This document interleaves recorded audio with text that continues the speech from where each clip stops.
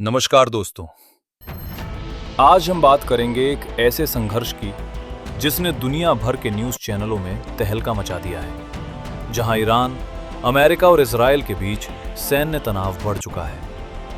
हाल ही में कई रिपोर्ट्स आई हैं कि ईरान पर संयुक्त अमेरिका इजराइल के मिसाइल हमले हुए और इसके जवाब में ईरान ने भी जवाबी मिसाइल तथा ड्रोन हमले किए। लेकिन असली हालात क्या है?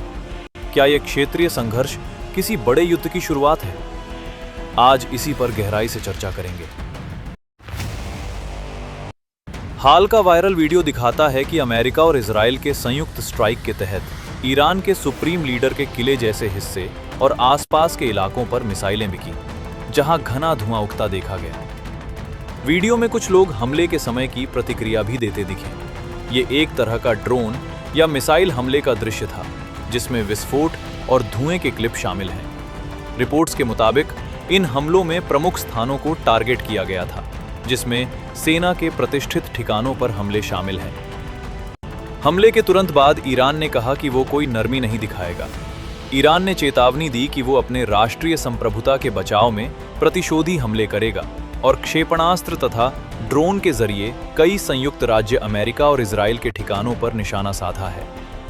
रिपोर्ट्स के अनुसार ईरान ने कई देशों में स्थित अमेरिकी बेसेस जैसे कतर, कुवैत, संयुक्त अरब अमीरात, इराक, जॉर्डन और बहरीन को टारगेट किया। इन जवाबी हमलों में मिसाइलों और ड्रोन का इस्तेमाल बताया गया है और ईरानी सैन्य अधिकारियों ने इसे देश की रक्षा कहा है।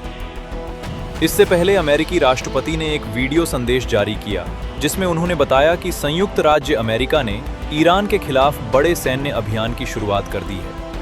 उनका कहना था कि ईरान की गतिविधियां अमेरिका और उसके सैनिकों, सहयोगियों तथा विश्व शांति के लिए खतरा है और इन खतरों को खत्म करने के लिए ये कार्रवाई आवश्यक है। उन्होंने ये भी कहा कि अगर ईरानी सैनिक हथियार डाल दें तो उन्हें सुरक्षा दी जाएगी, लेकिन असफल होने पर उन्हें भारी परिणाम भुगतने होंगे। अब सवाल ये है कि क्या ये संघर्ष एक बड़े युद्ध में बदल चुका है? विश्लेषकों के मुताबिक अभी भी परिस्थिति पूरी तरह नियंत्रण से बाहर नहीं है, लेकिन लगातार मिसाइल हमले और जवाबी कार्रवाइयां ये संकेत देती हैं कि तनाव चरम पर पहुंच चुका है और क्षेत्रीय स्थिरता के लिए गंभीर चिंताएं बढ़ रही हैं। कई देश इस बीच कूटनीतिक दबाव बना रहे हैं ताकि संघर्ष को और बढ़ने से रोका जा सके। इस टकराव का सबसे बड़ा असर उन आम लोगों पर पड़ता है जो किसी भी राजनीतिक संघर्ष का हिस्सा नहीं है।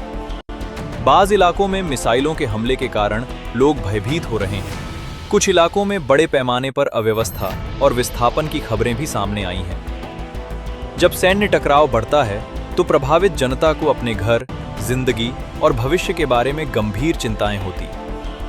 तो दोस्तों, ये था आज का विश्लेषण। संयुक्त अमेरिका, ईरान और इजराइल के बीच हालात किन हालों में हैं। इस संघर्ष ने वैश्विक राजनीति को एक नई दिशा दी है और अभी स्थिति बेहद नाजुक है।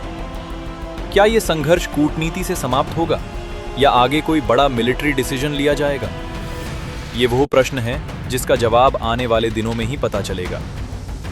अगर आपको ये वीडियो जानकारी पूर्ण लगा हो तो लाइक, शेयर और सब्सक्राइब जरूर करें। हम मिलते हैं अगली वीडियो में। धन्यवाद।